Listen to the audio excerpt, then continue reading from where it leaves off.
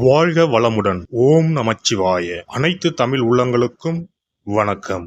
நாம் இந்த பதிவில் பேர்ச்சி அடைய போகும் சுக்கிர பகவானால் உங்கள் வாழ்வில் ஏற்படக்கூடிய நற்பலன்கள் என்ன என்பதனையும், கெடுபலன்கள் ஏற்படுமாயின் அதன் தாக்கத்தை குறைக்க ராசிக்காரர்கள் செய்ய வேண்டிய பரிகாரம் என்ன, வழிபட வேண்டிய தெய்வம் யார் என்பதனை பற்றியும் விரிவாக காண்போம். இந்த சுக்கிர பெயர்ச்சியால் உங்கள் வாழ்வில் வளமும் நலமும் செல்வ செழிப்பும் பெற்று வாழ்வில் உயரிய நிலையை அடைய எல்லாம் வல்ல இறைவனை உளமாற வேண்டி விரும்பி கேட்டுக்கொள்கிறேன்.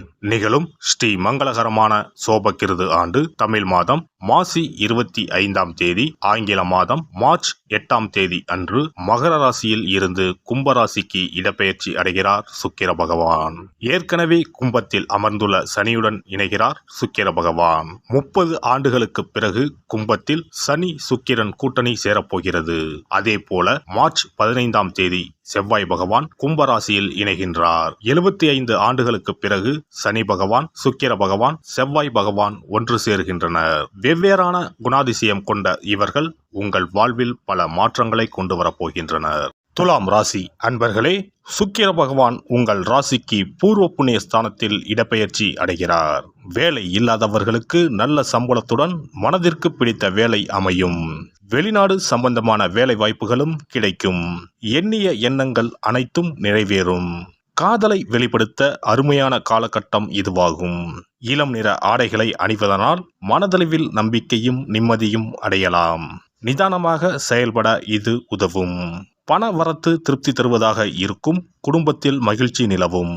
வீட்டிற்கு தேவையான பொருட்களை வாங்கி மகிழ்வீர்கள். குழந்தைகளை மகிழ்விக்கும் வகையில் இன்ப சுற்றுலா அழைத்துச் செல்வீர்கள். பிடித்த பொருட்களை வாங்கி தருவீர்கள். எவ்வளவு பிரச்சனைகள் இருந்தாலும் அதனை போக்கி மன மகிழ்ச்சியை தருவார் சுக்கிர பகவான். கற்பனை வளம் அதிகரிக்கும். அழகு சார்ந்த விஷயங்களில் அதிகம் கவனம் செலுத்துவீர்கள். கணவன் மனைவிக்கு இடையே காதல் அதிகரிக்கும். அதிக அளவு அன்பை வெளிப்படுத்துவீர்கள். பிரிந்த கணவன் மனைவி காதலர்கள் உரிய பரிகாரத்தை செய்ய சிறந்த காலகட்டம் இதுவாகும். பிரிந்த உறவுகளை ஒன்று சேர்ப்பார் காதல் நாயகன் சுக்கிர பகவான். தொழில் வியாபாரத்தை பொறுத்தவரை அமோகமாக இருக்கும். எடுக்கும் முயற்சிகள் அனைத்தும் வெற்றி பெறும். லாபம் இரட்டிப்பாகும். ஏற்றுமதி இறக்குமதி சார்ந்த தொழில்கள் சிறப்பாக இருக்கும். பண வரத்து பல வகைகளில் இருந்து வரும். கடன் சுமை தீரும். பழைய பாக்கிகள் வசூலாகும். உத்தியோகத்தில் உள்ளவர்கள் பதவி உயர்வு, ஊதிய உயர்வு எதிர்பார்க்கலாம். தடுக்கப்பட்ட வாய்ப்புகள் தானே வந்து சேரும். பெண்மணிகள் ஆடை ஆபரணங்களை வாங்கி குவிப்பீர்கள். ஆரோக்கியத்தை பொறுத்தவரை சிறப்பாக இருக்கும். பெற்றோர் உடல்நலம் சீராகும். மருத்துவ செலவுகள் குறையும். மாணவர்கள் படிப்பில் சிறந்து விளங்குவார்கள். போட்டிகளில் கலந்து கொண்டு அதில் வெற்றியும் பெறுவார்கள். நட்சத்திர பலன்கள். கடந்த காலத்தில் உங்களை விட்டு சென்றவர்கள் விரும்பி வந்து சேரும் நாள். உறவு பலப்படும். தொலைபேசி தொடர்பு மூலமாக சிலர் புதிய தொழில் ஒப்பந்தங்களை ஏற்படுத்தி லாபம் தேடும் முயற்சியில் ஈடுபடலாம். குடும்பத்தில் மகிழ்ச்சிக்கு குறைவு இருக்காது. சுப நிகழ்ச்சிகள் இடம்பெறும். சுவாதி நட்சத்திரம். சில அத்தியாவசிய தேவைகளுக்கு செலவு செய்ய பணப்பற்றாக்குறையை சந்திக்கலாம். சனி சஞ்சாரத்தால் ஒரு பிரச்சனை முடிந்ததும் இன்னொரு பிரச்சனை உருவாகலாம். ஆனாலும் மகிழ்ச்சியாக இருப்பீர்கள். உங்கள் பிரச்சனைகள் எவ்வளவு இருந்தாலும் தோல்வியும் தோய்வும் இல்லாமல் சமாளித்து ஜெயிக்கலாம். விசாகம் 1, 2, 3ஆம் பாதங்கள். எடுத்த காரியங்களில் உடனே வெற்றி ஏற்படும். சில காரியங்களில் தாமதமாக வெற்றி ஏற்படும். உங்கள் விடாமுயற்சிதான் உங்களுக்கு வெற்றியை தேடித்தரும். பழகும் நண்பர்களை எடை போட முடியாது. வெளுத்தது எல்லாம் பால் என்று நம்பும் உங்கள் பெருந்தன்மையை கொஞ்சம் ஒதுக்கி வைக்கவும். சனி பகவானை சனிக்கிழமையில் நல்லெண்ணெய் தீபம் ஏற்றி வழிபடுவது கவலையை போக்கும். வீண் அலைச்சல் குறையும். வேலைப்பளு நீங்கும். ஒருவரின் ஜாதகத்தின்படி சுக்கிரன் சிறப்பாக அமைந்திருந்தால் பொருள் வசதிகள், திருமண வாழ்க்கை, ஆற்றல், அழகு மற்றும் காதல் விவகாரங்களில் இனிமை போன்றவை தரும்.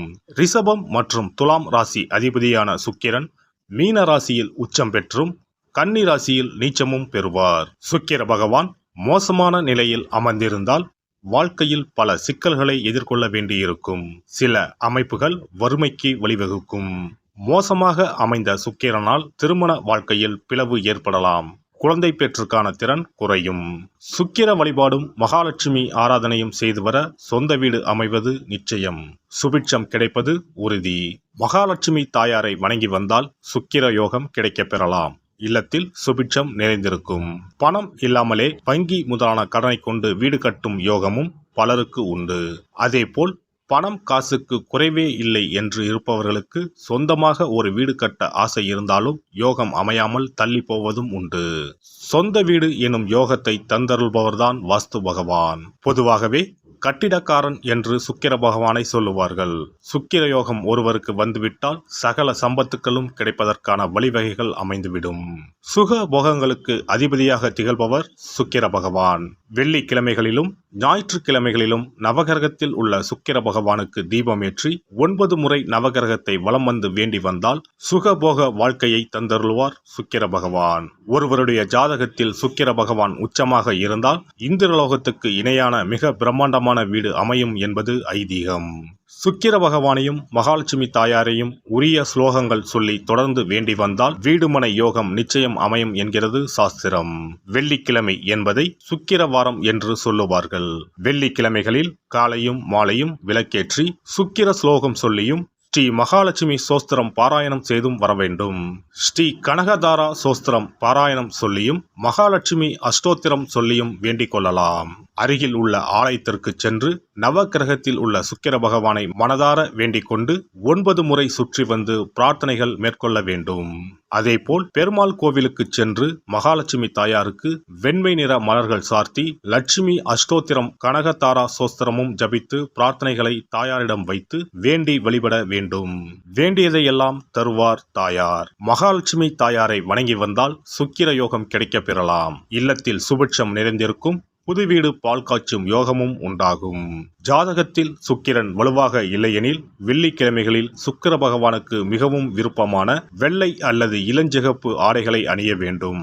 இதனால் சுக்கிரனின் தீங்கு புலன் குறையும். 33 கோடி தேவர்களின் அருளை பெற்றிட காமதேனு எனும் பசுவை வழங்குவது அவசியம். பசுவுக்கு விருப்பமான உணவு வழங்குவது சிறந்தது. வெள்ளிக்கிழமைகளில் வெள்ளை பசுவுக்கு உணவளிப்பதால் சுக்கிர பகவானின் அருட்கடாட்சத்தை பெறலாம். பசுவுக்கு உணவளித்து வருவதால் சுக்கிரனின் பலம் அதிகரிக்க தொடங்கும். இந்து சமயத்தின் மிக புனிதமானதாக தான தர்மம் பார்க்கப்படுகிறது.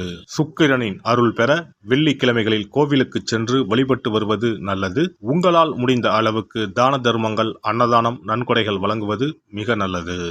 எல்லாம் வல்ல இறையருளால் நீங்களும் உங்கள் அன்பு குடும்பமும் உடல் நலம், நீலாயுள், நிறை செல்வம், உயர் புகழ், மெய்ஞானம் ஓங்கி வாழ்க வளமுடன். இந்த வீடியோ பதிவு உங்களுக்கு பிடித்திருந்தால் லைக் பண்ணுங்க, கமெண்ட் பண்ணுங்க, ஷேர் பண்ணுங்க. மறக்காம சப்ஸ்கிரைப் பண்ணுங்க. பக்கத்துல இருக்கிற பெல் பட்டனை கிளிக் பண்ணுங்க. நன்றி, வணக்கம். ஓம் நமச்சிவாய. சிவாய நம.